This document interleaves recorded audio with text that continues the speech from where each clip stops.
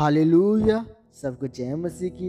आइए मेरी भविष्यवाणी की पुस्तक से आज के वचन को पढ़ते हैं, जो कि परमेश्वर के दास प्रेरित अंकुर यूसुफ नूरलाजी और पास्टर सोनिया यूसुफ नूरलाजी के द्वारा लिखी गई है। आज का वचन, परमेश्वर के लिए प्यास रखें। जैसे कि दानियल की पुस्तक अध्याय 6 के 10 में लिखा है, जब दानियल को मालूम हुआ कि उस पत्र पर हस्ताक्षर किया गया है, तब वह अपने घर में गया, जिसकी ऊपरी कोठरी की खिड़कियां यरूशलेम के सामने खुली रहती थी, और अपने रीति के अनुसार जैसा वह दिन में 3 बार अपने परमेश्वर के सामने घुटने टेक कर प्रार्थना और धन्यवाद करता था, वैसे ही तब भी करता रहा।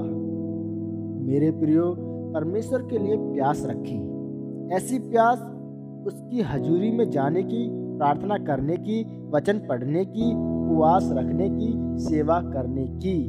अगर यह प्यास आपके जीवन में होगी तो आप आत्मा में बढ़ पाएंगे।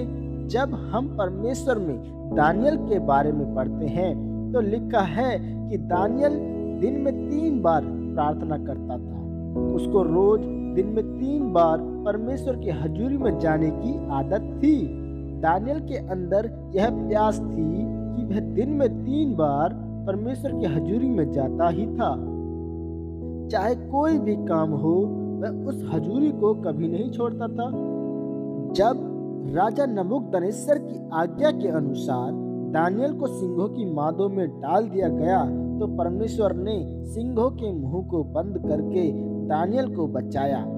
इसका यही कारण था कि दानियल परमेश्वर की हजूरी में लगातार बना रहा और उसने परमेश्वर के लिए अपनी प्यास को खत्म नहीं किया। मेरे प्रियो, जब आप लगातार परमेश्वर की हजूरी में जाते रहते हैं तो परमेश्वर आपको देखता है और परमेश्वर के साथ आपका एक अटूट संबंध बन जाता है। तो फिर जब आप किसी मुसीबत में पड़ते हैं और परमेश्वर को पुकारते हैं तो परमेश्वर आपकी प्रार्थना को सुनता है और आपको उस मुसीबत से बचाता है। मेरे प्रियो, लेकिन आज लोगों के अंदर वो प्यास नहीं है।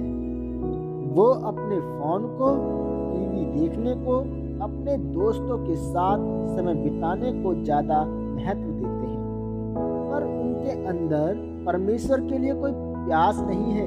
वे प्रार्थना में नहीं बैठते, वचन को नहीं पढ़ते। वे बहाना बनाते हैं कि हमारे पास समय नहीं है, पर उनके पास फोन चलाने का, टीवी देखने का, अपने दोस्तों के साथ घूमने का समय होता है। मेरे प्रियो, मैं आपको ये नहीं कह रहा कि फोन का इस्तेमाल मत करें या अपने दोस्तों को ना बुलाएं, लेकिन आप ज़्यादा समय प्रार्थना, वचन में बिताएं।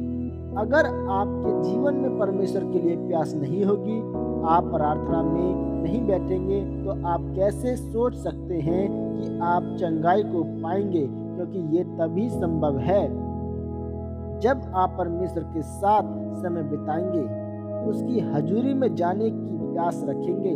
मेरे प्रियो, बाइबल में जब हम राजा दाऊद के बारे में पढ़ते हैं तो देखो कि दाऊद एक राजा था, और एक राजा बहुत व्यस्त रहता है, लेकिन दाऊद एक राजा होने के बावजूद परमेश्वर की दिन में 7 बार स्तुति आराधना करता था। यह उसके अंदर एक प्यास थी, और राजा बनने के बाद भी उसने अपनी प्यास को खत्म नहीं होने दिया। इसलिए मेरे प्रियो, आप भी परमेश्वर के लिए दाऊद और दानियल जैसी प्यास को रखें। चाहे आप अपने जीवन में कितने भी व्यस्त क्यों न हो, परंतु परमेश्वर के लिए जरूर समय निकालें। तब परमेश्वर आपको देखता है और आपको आशीषित करता है। आमीन। यह अंगीकार आपके द्वारा किया जाए।